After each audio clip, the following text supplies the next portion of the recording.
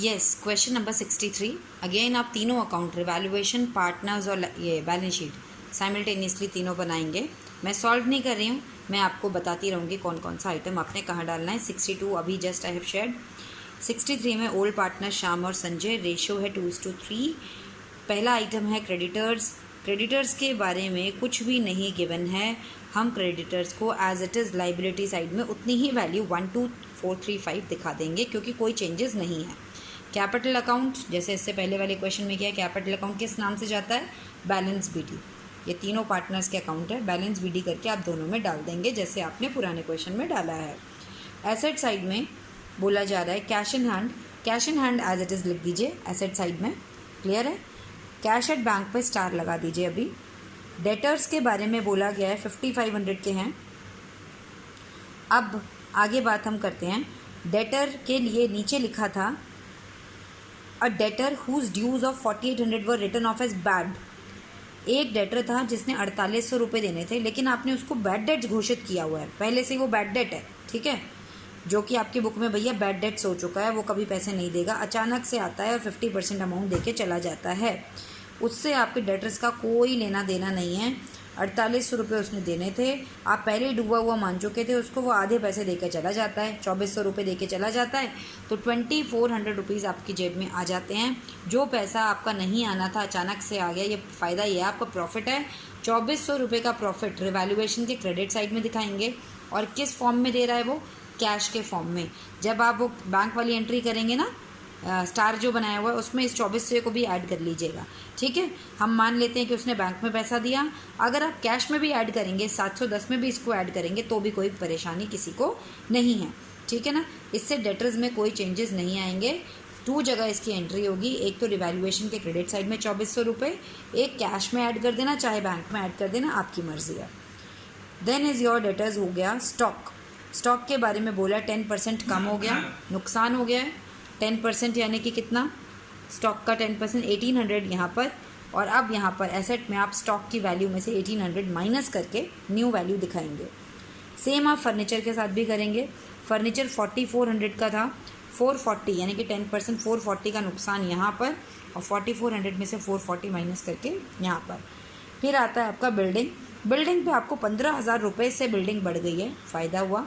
यहाँ पे दिखाएंगे 15,000 बिल्डिंग के नाम पर, और यहाँ पे बिल्डिंग की वैल्यू में 15,000 रुपये ऐड करके लिख देंगे।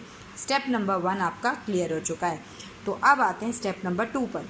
स्टेप नंबर 2 में 30,000 रुपये कैपिटल लाया, 20,000 रुपये गुडविल लाया। सिंपल, अभी जैसे किया था इससे पहले आपने 30,000 रुपये कैपिटल लाया। कैपिटल को कहाँ लिखते हैं? बैंक कैपिटल करके उसके अकाउंट में, नए पार्टनर के अकाउंट में। ये कोई और क्वेश्चन है, मैं आपको सिर्फ दिखा रही हूँ, बता रही हूँ। उसके बाद आ जाती है बात गुडविल लाया। गुडविल आप किसको देते हैं? ओल्ड पार्टनर्स को देते हैं। कौन सी रेशो में? सैक्रिफाइसिंग रेशो में।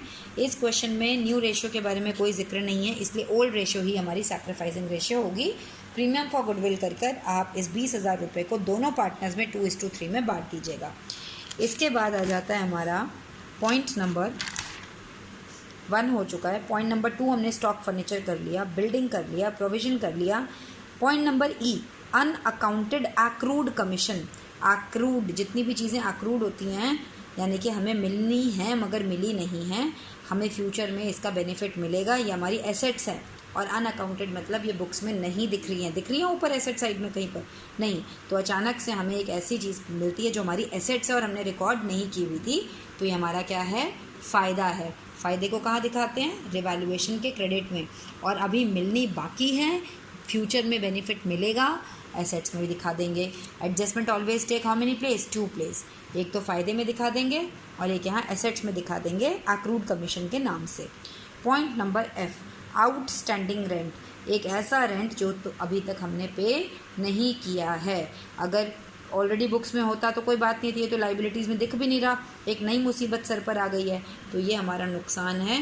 नुकसान कहाँ दिखाते हैं? डेबिट साइड में। और क्योंकि अभी इस नुकसान की भरपाई नहीं की है, तो लाइबिलिटीज़ में भी इसको हम दिखाएंगे आउटस्टैंडिंग रेंट के नाम से। Step number 2 is also clear. अब आ जाते हैं स्टेप नंबर 3 पर। पहले जो हमने स्टार लगाया था बैंक पर, उसको कंप्लीट कर लेते हैं। 11,925 रुपये पहले से थे, प्लस शंकर कैपिटल लाया 30,000, प्लस शंकर गुडविल लाया 20,000, आपको वो जो 2400 रुपये डेटर्स ने दिए थे, चाहे तो आप बैंक में ऐड कर लीजिए, चाहे तो आप कैश में ऐड कर लीजिए। उसके बाद आपने फाइनल फिगर को बैंक पे लिख देना है। अब आपको पता ही है क्या करना है। सबसे पहले रिवैल्यूएशन अकाउंट क्लोज करेंगे। डिफरेंस इधर आया प्रॉफिट, इधर आया तो लॉस, दोनों को साइमल्टेनियसली हमने इधर इधर भेज देना है। यहाँ से बैलेंस निकलेगा, बैलेंस को फिर आपने यहाँ पर कैपिटल के नाम से लिखना है। क्वेश्चन नंबर 62 आपको करवाया है, प्रेजेंटेशन आपको ऑलरेडी पता है।